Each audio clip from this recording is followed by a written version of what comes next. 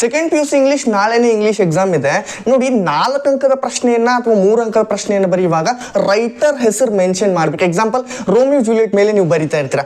Romeo Juliet ಅನ್ನ ಬರ್ದವ್ರು ಯಾರು, ಅದನ್ನ ನೀವೇನಾದ್ರೂ ಇಂಟ್ರೊಡಕ್ಷನ್ ಅಲ್ಲಿ ಒಂದು 2 ಲೈನ್ ಇಂಟ್ರೊಡಕ್ಷನ್ ಅಲ್ಲಿ ಬರೆದ್ರೆ ತುಂಬಾ ಹೆಲ್ಪ್ಫುಲ್ ಆಗುತ್ತೆ. ಯಾಕಂತಂದ್ರೆ ಇವ್ಯಾಲ್ಯುವೇಟರ್ ಇಂಪ್ರೆಸ್ ಆಗುತ್ತೆ ಅದು. ಹೌದು ಸ್ನೇಹಿತರೆ, ಈ ಒಂದು ವಿಡಿಯೋದಲ್ಲಿ ಇವೇ ಟಿಪ್ಸ್ ಅಂಡ್ ಟ್ರಿಕ್ಸ್ ಅನ್ನ ನಾನು ಹೇಳ್ಕೊಡ್ತಾ ಇದ್ದೇನೆ.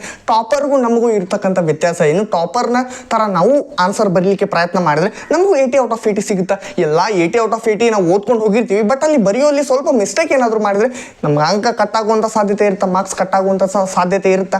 ಸೊ ಈ ಒಂದು ಸಾಧ್ಯತೆಯನ್ನು ಅಂಕ ಏನು ಕಟ್ ಮಾಡ್ತಾರಲ್ಲ, ಅವರು ಮಾರ್ಕ್ಸ್ ಕಟ್ ಮಾಡ್ತಾರಲ್ಲ, ಸೊ ಅದ್ಯಾವುದನ್ನು ನಾನು ಮಾಡಲಿಕ್ಕೆ ಕೊಡೋದಿಲ್ಲ. ಎಲ್ಲ ಪ್ರೆಸೆಂಟೇಷನ್ ಸ್ಕಿಲ್ ಯಾವ ರೀತಿ ರೆಪ್ರೆಸೆಂಟ್ ಮಾಡಬೇಕು ಅನ್ನೋದನ್ನ ಟಾಪರ್ ಥರ ನೀವು ಕೂಡ ಅದೇ ಒಂದು ಅನುಕರಣೆ ಮಾಡಿಬಿಟ್ರೆ, ಅದನ್ನ ಫಾಲೋ ಅಪ್ ಮಾಡಿಬಿಟ್ರೆ ನೀವು ಉತ್ತಮ ಅಂಕ ಗಳಿಸ್ತೀರ. ನಾನು ರಾಹುಲ್ ಬಿಡ್ನಾಳ್, ನೀವು ನೋಡ್ತಾ ಇದ್ದಾರೆ ರಾಹುಲ್ ಬಿಡ್ನಾಳ್ ಚಾನಲನ್ನು ಸಬ್ಸ್ಕ್ರೈಬ್ ಮಾಡ್ಕೊಂಡು ವಿಡಿಯೋ ಲೈಕ್ ಮಾಡಿ, ನಿಮ್ಮ ಸ್ನೇಹಿತರಿಗೂ ಈ ಒಂದು ವಿಡಿಯೋನ ಶೇರ್ ಮಾಡಿ. ನಡೀರಿ ಬೇಕಾ ಆ ಒಂದು ಟಿಪ್ಸ್ ಆ್ಯಂಡ್ ಟ್ರಿಕ್ಸನ್ನು ನೋಡ್ತಾ ಹೋಗೋಣ.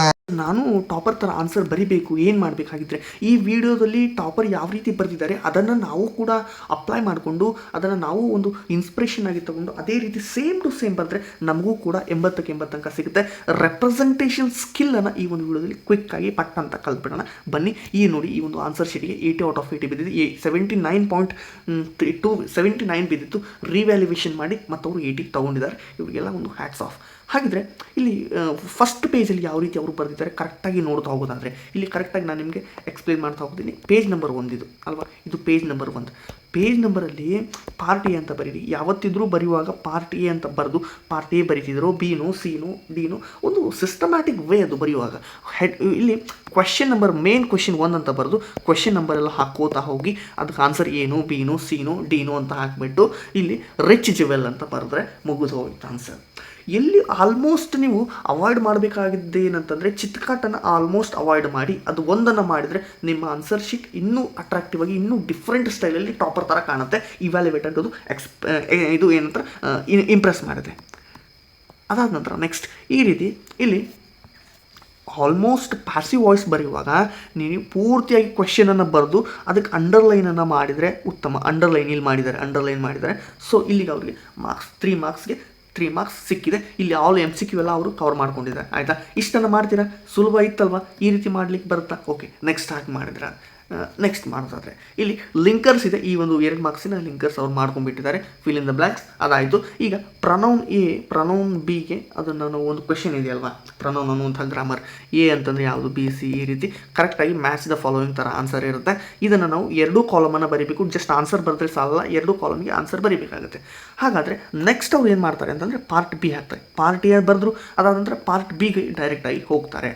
ಡೈರೆಕ್ಟಾಗಿ ಹೋದ ತಕ್ಷಣ ಇಲ್ಲಿ ಅವ್ರದ್ದು ಒಂದು ಆನ್ಸರ್ ತಪ್ಪಾಗಿರ್ತಕ್ಕಂಥದ್ದು, ಆನ್ಸರ್ ತಪ್ಪಾಗಿದೆ, ಇಲ್ಲಿ ಅವರು ತಪ್ಪಾಕಿದ್ದಾರೆ. ಓಕೆ, ಇಲ್ಲಿ ನೆಕ್ಸ್ಟ್ ಅದಾದ ನಂತರ ಕೆಲವೊಂದಿಷ್ಟು ಅವ್ರದ್ದು ಸ್ಪೆಲ್ಲಿಂಗ್ ಕೂಡ ತಪ್ಪಿದೆ.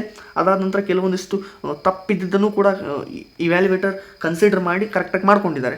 ಇಲ್ಲಿ 2 ಮಾರ್ಕ್ಸಿನ ಕ್ವಶನ್ ಸ್ಟಾರ್ಟ್ ಆಗ್ತಾ ಹೋಗುತ್ತೆ. 2 ಮಾರ್ಕ್ಸಿನ ಕ್ವಶನ್ ಇಲ್ಲಿ ಅವರು ಬರೆದಿದ್ದಾರೆ ನೋಡಿ.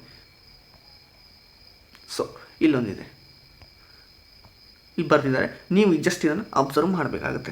ಅದಾದ ನಂತರ 3 ಮಾರ್ಕ್ಸಿನ ಕ್ವೆಶ್ಚನನ್ನು ನೋಡೋದಾದರೆ ಇಲ್ಲಿ ಕೆಲವೊಂದಿಷ್ಟು ಅವರು ಕೂಡ ಪಾಯಿಂಟನ್ನು ತಪ್ಪು ಬರೆದು ಕೊನೆ ಮೂಮೆಂಟಲ್ಲಿ ಕಾಟ್ ಹಾಕಿದ್ದಾರೆ. ತಪ್ಪೇನಿಲ್ಲ, ಬಟ್ ಅವ್ರಿಗೆ ಯಾವ ರೀತಿ ಆನ್ಸರ್ ಬರೆದಿದ್ದಾರೆ. ಬಟ್ ನಾವು ಈ ರೀತಿ ತಪ್ಪನ್ನು ಮಾಡಬಾರ್ದು ಅನ್ನೋದನ್ನು ನಾನಿಲ್ಲಿ ಹೇಳ್ತಾ ಇದ್ದೇನೆ. ಈ ರೀತಿ ಚಿತ್ಕಾಟನ್ನು ಮಾಡಬೇಡಿ. ಇವರು ಚಿತ್ಕಾಟ್ ಮಾಡಿದ್ದಾರೆ, 80 ಔಟ್ ಆಫ್ 80 ಕೊಟ್ಟಿದ್ದಾರಲ್ಲ ಸರ್, ಹೇಗೆ ಕೊಟ್ಟಿದ್ದಾರೆ ಇಲ್ಲ ಅಂತಂದಿಲ್ಲ, ಆನ್ಸರ್ ಕರೆಕ್ಟ್ ಆಗಿದೆ. ಆದರೆ ಇದೇ ರೀತಿ ನೀವು ಆನ್ಸರನ್ನು ಬರೀಬೇಕಾಗುತ್ತೆ ಜಸ್ಟಿಫೈ ಮ್ಯಾನರಲ್ಲಿ. ಆದರೆ ಈ ರೀತಿ ಚಿತ್ಕಾಟ್ ಮಾಡಬೇಡಿ ಅಂತ ನನ್ನ ಒಂದು ಸಜೆಷನ್. ಯಾವುದೇ 3 ಮಾರ್ಕ್ಸ್ ಅಥವಾ 4 ಮಾರ್ಕ್ಸ್ ಕ್ವೆಶ್ಚನ್ ಬರೆಯುವಾಗ ಒಬ್ಬ ರೈಟರ್ ನೇಮ್ ಇಲ್ಲಿ Romeo Juliet written by William Shakespeare ಅಂತ ಅವರು ಕರೆಕ್ಟಾಗಿ ಬರೆದಿದ್ದಾರೆ. ಅದಕ್ಕೋಸ್ಕರ ನಿಮ್ಮ ಒಂದು ಉತ್ತರ ಅಟ್ರಾಕ್ಟಿವ್ ಆಗಿ, ಇಂಪ್ರೆಸಿವ್ ಆಗಿ, ಇಮ್ಮೆನ್ಸ್ ಲೆವೆಲಲ್ಲಿ ಮೆಸ್ಮರೈಸಿಂಗ್ ಆಗಿ ಕಾಣಬೇಕಂತಂದರೆ ನೀವೇನು ಮಾಡಬೇಕು, ಉತ್ತಮವಾಗಿ ನೀವು ಆನ್ಸರ್ ಬರೆಯುವಾಗ 3 ಅಥವಾ 4 ಮಾರ್ಕ್ಸಿನ ಪ್ರಶ್ನೆ ಬರೆಯುವಾಗ ಏನು ಮಾಡಬೇಕು, ರೈಟರ್ ನೇಮ್ ಹಾಕಲೇಬೇಕಾಗುತ್ತೆ. ರೈಟರ್ ನೇಮ್ ಅಥವಾ ಪೋಯೆಟ್ ನೇಮ್ ಹಾಕಬೇಕಾಗುತ್ತೆ. ಇಲ್ಲಿ ಅವರು ಮತ್ತೆ 2 ಅಂಕದ ಪ್ರಶ್ನೆಯನ್ನು ಬರೆದಿದ್ದಾರೆ. ಕೆಲವೊಂದಿಷ್ಟು ಅವ್ರದ್ದು ಕೂಡ ನೋಡಿ ಸ್ಪೆಲ್ಲಿಂಗ್ ಮಿಸ್ಟೇಕ್ಸ್ ಆಗಿದೆ, ಸ್ಪೆಲ್ಲಿಂಗ್ ಇಲ್ಲೂ ಮಿಸ್ಟೇಕ್ ಆಗಿದೆ, ಆದರೂ ಕೂಡ ಕನ್ಸಿಡರ್ ಮಾಡಿಕೊಂಡು ಮಾಡಿದ್ದಾರೆ. ಆಲ್ಮೋಸ್ಟ್ ನಿಮ್ಮ ಸ್ಪೆಲ್ಲಿಂಗ್ ಮಿಸ್ಟೇಕ್ ಆದರೆ ಮಾರ್ಕ್ಸ್ ಹೋಗುವಂಥ ಚಾನ್ಸಸ್ ಇರುತ್ತೆ, ಬಟ್ ಮಾರ್ಕ್ಸ್ ಕಡಿತಾರೆ. ಇಲ್ಲಿ ಎಕ್ಸಾಂಪಲ್ 3 ಅಂಕದ ಒಂದು ಪ್ರಶ್ನೆ ಇದೆಯಲ್ವಾ, ಇಲ್ಲಿ 3 ಅಂಕದ ಪ್ರಶ್ನೆ ಇದೆ. 2 ಸ್ಪೆಲ್ಲಿಂಗ್ ಮಿಸ್ಟೇಕ್ ಆಗಿಬಿಟ್ರೆ 1 ಮಾರ್ಕ್ಸ್ ಕಡಿದು ಬಿಡ್ತಾರೆ ಅವರು. ಹಾಗಾಗಿ ಸ್ಪೆಲ್ಲಿಂಗ್ ಮಿಸ್ಟೇಕನ್ನು ಕೂಡ ನೀವು ಮಾಡಲಿಕ್ಕೆ ಹೋಗಬೇಡಿ. ನೆಕ್ಸ್ಟ್ ಇಲ್ಲೊಂದು ಗ್ರಾಮರ್ ಕ್ವೆಶ್ಚನ್ ಇದೆ 24ನೇದು, ಸರ್ ಗ್ರಾಮರ್ ಕ್ವೆಶ್ಚನ್ ಅಲ್ಲ, ಇದು 2D ಮೇಲೆ ಇರ್ತಕ್ಕಂಥ ಒಂದು ಕ್ವೆಶ್ಚನ್. ಇದು 4 ಮಾರ್ಕ್ಸಿಗೆ ಕ್ವೆಶ್ಚನ್ ಬರುತ್ತೆ. ಸೊ ನೋಡಿ, ಗಿಲಾಟಿನ್ ಸ್ಪೆಲ್ಲಿಂಗ್ ತಪ್ಪು ಬರೆದಿದ್ದಾರೆ, ಇಲ್ಲಿ ಗಿಲಾಟಿನ್ ಸ್ಪೆಲ್ಲಿಂಗ್ ತಪ್ಪು ಬರೆದಿದ್ದಾರೆ, ಕರೆಕ್ಟಾಗಿ ಅಬ್ಸರ್ವ್ ಮಾಡಿ.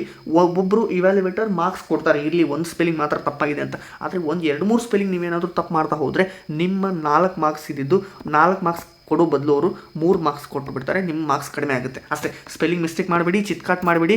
ಇವ್ರು ಯಾವ ರೀತಿ ಮಾಡಿದ್ದಾರೆ ಈ ರೀತಿ ನೀವು ಚಿತ್ಕಾಟನ್ನು ಮಾಡಬೇಡಿ. ಬಟ್ ಅವ್ರು 80/80 ತೊಗೊಂಡಿದ್ದಾರೆ.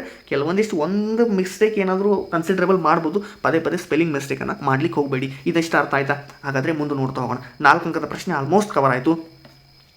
Part C, A, B and C ಎಷ್ಟು ನೀಟಾಗಿ ಕರೆಕ್ಟಾಗಿ ಸೀರಿಯಲ್ ವೈಸ್ ಕರೆಕ್ಟಾಗಿ ಬರ್ಕೊಂಡ್ಬಿಟ್ರೆ ನಮ್ಗೊಂಥರ ಖುಷಿ ಆಗುತ್ತೆ. ಇವ್ಯಾಲ್ಯುವೇಟರ್ ಯಾರು ನೋಡ್ತಿರ್ತಾರಲ್ಲ ಅವ್ರಿಗೆ ಖುಷಿ ಆಗುತ್ತೆ, ಇಂಪ್ರೆಸ್ ಮಾಡುವಂಥ ಒಂದು ಸಾಧಾರಣ ಟ್ರಿಕ್ ಇದು. ಇಲ್ಲಿ ನೋಡಿ 30 A ಅಂತ ಬರೆದುಬಿಟ್ಟು ಇಲ್ಲಿ ಆನ್ಸರನ್ನು ಈ ಕ್ವಶನ್ ನಂಬರ್ A ಅಂತ ಹಾಕಿ A B ಅಂತ ಇಲ್ಲಿ ಈ ಒಂದು ಲೈನ್ ಇರ್ತಲ್ಲ, ಈ ಲೈನ್ ಹೊರಗಡೆನೇ ಇರಬೇಕು, ಅದು ಯಾವತ್ತಿದ್ರು ಅಷ್ಟನ್ನು ನೀವು ಮಾಡಬೇಕು. ಇಲ್ಲಿ ಕ್ವಶನ್ಗೆ ಆನ್ಸರನ್ನು ಬರೆದಿದ್ದಾರೆ, ವಿತ್ ಅಂಡರ್ಲೈನ್ ಕೂಡ ಮಾಡಿದ್ದಾರೆ. ಯಾಕಂತಂದ್ರು ಪ್ಯಾಸೇಜ್ ರೈಟಿಂಗ್ 9 ಮಾರ್ಕ್ಸ್ ಅವರಿಗೆ ಇಲ್ಲಿ ಸಿಕ್ತು. ಇಲ್ಲಿಗೆ ಕರೆಕ್ಟಾಗಿ ಅವರಿಗೆ 9 ಮಾರ್ಕ್ಸ್ ಕಂಟಿನ್ಯೂ ಆಗಿ ಬರೆದಿದ್ದಾರೆ. ಇಷ್ಟನ್ನು ನೀವು ಮಾಡಲಿಕ್ಕಾಗುತ್ತಾ? ಸಿಂಪಲ್ ಆಗಿ ನೀವು ಇವ್ರು ಪದೇ ಪದೇ ಗ್ರಾಮರ್ ಮಿಸ್ಟೇಕನ್ನು ಮಾಡಿದ್ದಾರೆ. ನೀವು ಗ್ರಾಮರ್ ಸ್ಪೆಲ್ಲಿಂಗ್ ಮಿಸ್ಟೇಕನ್ನು ಮಾಡಬೇಡಿ. ಇದರಿಂದ ಕಲಿಯೋದು ಜಾಸ್ತಿ ಇರುತ್ತೆ, ಇದರಿಂದ ತಿದ್ದುಕೊಳ್ಳೋದು ಜಾಸ್ತಿ ಇರುತ್ತೆ. ಆಯಿತಾ? ಹೀಗಾಗಿ ನೆಕ್ಸ್ಟ್ ಕ್ವೆಶನಿಗೆ ಪಾರ್ಟ್ ಡಿ ಹೋಗ್ತೀನಿ. ಈಗ ಪಾರ್ಟ್ ಡಿನಲ್ಲಿ ಇಷ್ಟೊಂದು ಕರೆಕ್ಟಾಗಿ ಪಾರ್ಟ್ ಡಿನಲ್ಲಿ ಇರ್ತಕ್ಕಂಥದ್ದು ಒಂದೊಂದಾಗಿ ನೋಡ್ತಾ ಹೋಗ್ಬೇಕು ನೀವು. ಈ ರೀತಿ ಇಲ್ಲಿ ಡ್ರಾಯಿಂಗನ್ನು ಮಾಡಲೇಬೇಕಾಗುತ್ತೆ. ನೀವು you should carry pencil and eraser ತೊಗೊಂಡು ಹೋಗಿ ನೀವು ಅದನ್ನು ತೊಗೊಂಡೋಗಿ ಬರೀಬೇಕು. ನೋಡಿ, ಚಿತ್ಕಾಟನ್ನು ಮಾಡಿದ್ದಾರೆ. ಸೊ ಇದನ್ನು ನೀವು ಮಾಡಬೇಡಿ. ಇಷ್ಟನ್ನು ನಾನೇನು ಸಜೆಷನ್ ಕೊಡ್ತಾ ಇದ್ದೇನೆ. ಅದಾದ ನಂತರ ನೆಕ್ಸ್ಟ್ ಇಲ್ಲಿ ಇದು ಇದೆ ನೋಡಿ, ರಿಪೋರ್ಟ್ ದ ಕಾನ್ವರ್ಸೇಷನ್, ಇದು ಡೈಲಾಗ್ ರೈಟಿಂಗ್ ಇದೆ, ಇಲ್ಲಿ ರಿಪೋರ್ಟ್ ರೈಟಿಂಗ್ ಇದೆ, ಬರೆದಿದ್ದಾರೆ. ಆಯಿತು, ನೆಕ್ಸ್ಟ್ ಹೋಗೋಣ. ಲೆಟರ್ ರೈಟಿಂಗನ್ನು ಬರೆದಿದ್ದಾರೆ. ಯಾವತ್ತಿದ್ರೂ ಲೆಟರನ್ನು ಬರೆಯುವಾಗ 2 ಪೇಜ್ ಯೂಸ್ ಮಾಡಿ, 2 ಪೇಜ್ ಲೆಟರ್ನಿಗೆ ಯೂಸ್ ಮಾಡಲೇಬೇಕು. ಒಂದು ಕಡೆ ನೀವು ಲೆಟರ್ ಬರೆದ್ರೆ ಇನ್ನೊಂದು ಪೇಜಲ್ಲಿ ರೆಸ್ಯೂಮೆ ಹಾಕಿ ಇಷ್ಟು ಮಾಡಿದರೆ ಕರೆಕ್ಟಾಗಿ ಪರ್ಫೆಕ್ಟಾಗಿ ನಿಮ್ಗೆ 5 ಮಾರ್ಕ್ಸ್ ಸಿಗುತ್ತೆ. ಎಷ್ಟು ಕರೆಕ್ಟಾಗಿ ಬರೆದಿದ್ದಾರೆ ಇಷ್ಟು ಕರೆಕ್ಟಾಗಿ ರೆಸ್ಯೂಮೆಯನ್ನು ನೀವು ಮಾಡಲೇಬೇಕಾಗುತ್ತೆ. ಇಷ್ಟು ಮಾಡಲಿಕ್ಕಾಗುತ್ತಾ? ಸೊ ನೆಕ್ಸ್ಟ್ ಹೋಗೋಣ. ಅದಾದ ನಂತರ ಇಲ್ಲೊಂದೇನೋ ಅವರು ಎಕ್ಸ್ಟ್ರಾ ಬರೆದಿದ್ದಾರೆ. ಪಾರ್ಟ್ ಬಿನಲ್ಲಿ 2 ಮಾರ್ಕ್ಸಿನ ಒಂದು ಕ್ವಶನ್ ಅವರು ಅಲ್ಲಿ ಬರೆದಿದ್ದಿಲ್ಲ. ಸೊ ಹೀಗಾಗಿ ಇಲ್ಲಿ ಬರೆದಿದ್ದಾರೆ, ಇವ್ರಿಗೆ ಇಲ್ಲಿ 2 ಮಾರ್ಕ್ಸ್ ಸಿಕ್ಕಿದೆ. ಇಲ್ಲಿ ಒಂದು ಎಕ್ಸ್ಟ್ರಾ ಕ್ವಶನ್ ಬರೆದಿದ್ದಾರೆ, 4 ಮಾರ್ಕ್ಸ್ನ ಒಂದು ಎಕ್ಸ್ಟ್ರಾ ಕ್ವಶನ್ ಬರೆದಿದ್ದಾರೆ. ಹಾಗೇನಾದರೂ ನಿಮಗೆ ಟೈಮ್ ಇದ್ದರೆ 2 ಮಾರ್ಕ್ಸ್ ಅಥವಾ 2 ಮಾರ್ಕ್ಸ್ ಬೇಡ, 3 ಅಥವಾ 4 ಮಾರ್ಕ್ಸಿನ ಒಂದು ಕ್ವಶನನ್ನು ಎಕ್ಸ್ಟ್ರಾ ಬರೆದು ಬನ್ನಿ. ನಿಮಗೆ ತುಂಬ ಅಂದರೆ ತುಂಬ ಹೆಲ್ಪ್ ಆಗುತ್ತೆ.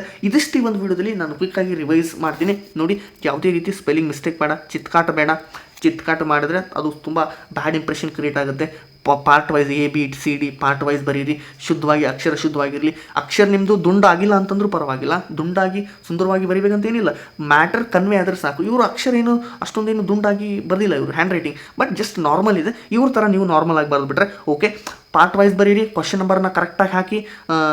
ಯಾವುದೇ ಗ್ರಾಮರ್ ಕ್ವಶನ್ ಆಗಲಿ, ನಿಮ್ಮ ಒಂದು ಕ್ವಶನ್ ಇರ್ತಲ್ಲ, ಯಾವುದು 4 ಮಾರ್ಕ್ಸ್ ಅಥವಾ 3 ಮಾರ್ಕ್ಸ್ ಕ್ವಶನ್ಗೆ ರೈಟರ್ ಅಥವಾ ಪೋಯೆಟ್ ನೇಮನ್ನು ಮಸ್ಟ್ ಆ್ಯಂಡ್ ಶುಡ್ ಆ್ಯಡ್ ಮಾಡಲೇಬೇಕು. ಅಂದಾಗ ಮಾತ್ರ ನಿಮ್ಮ ಒಂದು ಮಾರ್ಕ್ಸ್ ಇನ್ಕ್ರೀಸ್ ಆಗುವಂಥ ಸಾಧ್ಯತೆ ಇರುತ್ತೆ. ಇವೆಲ್ಲ ಪಾಯಿಂಟ್ಸ್ಗಳು ಆಯಿತು. ಮತ್ತೆ ಮುಂದಿನ ಒಂದು ವಿಡಿಯೋದಲ್ಲಿ ಸಿಗ್ತಾ ಇದ್ದಾರೆ. ನಾಳೆನ ಎಕ್ಸಾಮ್ಗೆ ನಿಮಗೆಲ್ಲ all the best. Thank you.